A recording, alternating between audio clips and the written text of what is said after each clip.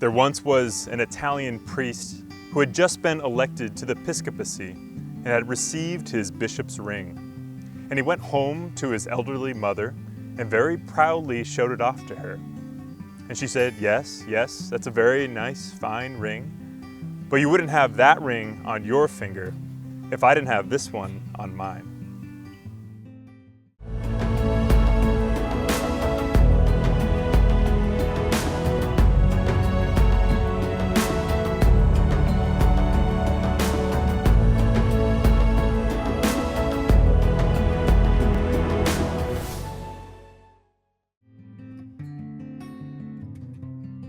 When I first entered the seminary, I was so passionate about my vocation that I couldn't imagine why anyone wouldn't want to become a priest or religious. At first, I was almost annoyed at my friends for getting married, feeling like they weren't truly pursuing holiness. Part of that was zeal, but it was probably also the result of some insecurity on my part, feeling like it was a challenge to my choice. But over time, I grew in my appreciation for the vocation to marriage. I experienced the beauty of my friends' family life by celebrating their weddings and baptisms, but also just watching their love and their children grow in everyday life. They've taught me the importance of humanity and of the little things. For example, babysitting my friends' kids has reminded me of the wonder of simply looking at the wind blowing through the trees, or the cool, smooth touch of a leather-bound book, the joy of learning to ride a bike, playing games and singing songs and bedtime stories.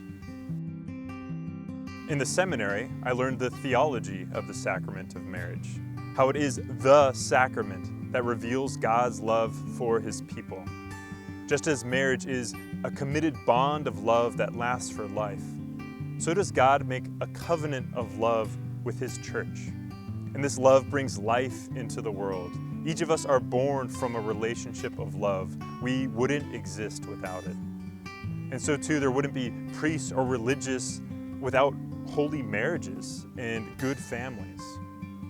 I'm amazed by my grandparents' faithful marriage of 67 years, committed to each other, just one person for that long. And a parent's love for their child, it surpasses everything else in this world. For whom else does one change diapers, feed, house, clothe, care for when sick? Parents do all of these and all the corporal and spiritual works of mercy on a daily basis.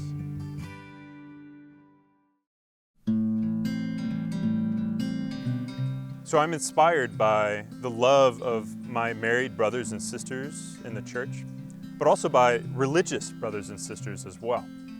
I felt called to the priesthood, but a good friend of mine became a religious brother. Shortly after I was ordained, we were walking together around Boston Harbor, and his religious habit caught a woman's attention, and he struck up a conversation with her. He learned that she was undergoing cancer treatment, so we prayed together there, and it was super powerful, and I was actually able to bring her the sacraments of healing right in the middle of the city. If the priest is the shepherd of souls, then the religious is like the sheepdog, on the ground in the midst of the flock, rounding them up and preparing them and bringing them home. I believe people at times are intimidated to bring their problems to priests, probably because they think they're just too busy. A religious sister I know is constantly asking me for sacraments and prayers and favors on behalf of other people who wouldn't have asked me on their own. But she draws them in. She makes their problems her own and makes them a part of the family. In the next part of this series, we're finally going to focus on the priesthood. But for now, reflect on the goodness of the other vocations and how you've been blessed by families and religious brothers and sisters. Discerning a vocation is challenging because you're trying to decide one path among many good and beautiful options. So be grateful for that goodness. But rather than dwell on what you're missing out on, simply ask the Lord what is the good that He has in store for you.